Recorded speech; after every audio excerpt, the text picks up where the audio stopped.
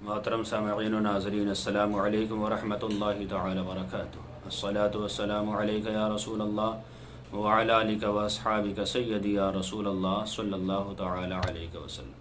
سائل نے سوال کیا کہ حضرت، کچھ لوگوں کا گمان ہے کہ کلی کرتے وقت ہلکا پھلکا پانی اگر حلق میں چلا جائے تو روزہ نہیں ٹوٹتا۔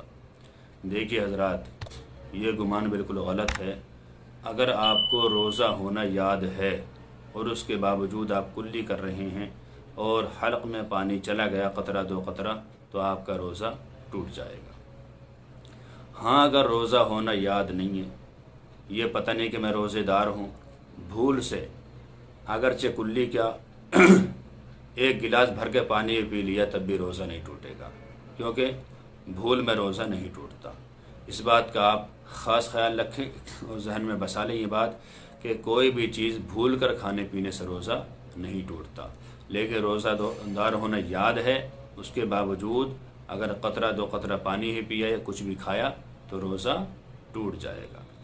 اللہ تعالی سے دعا ہے کہ اللہ تعالی ہمیں صحیح مسائل شرعیہ سیکھتے رہنے کی توفیق عطا فرمائے۔ السلام علیکم ورحمۃ اللہ، واللہ تعالی عالم بالصواب۔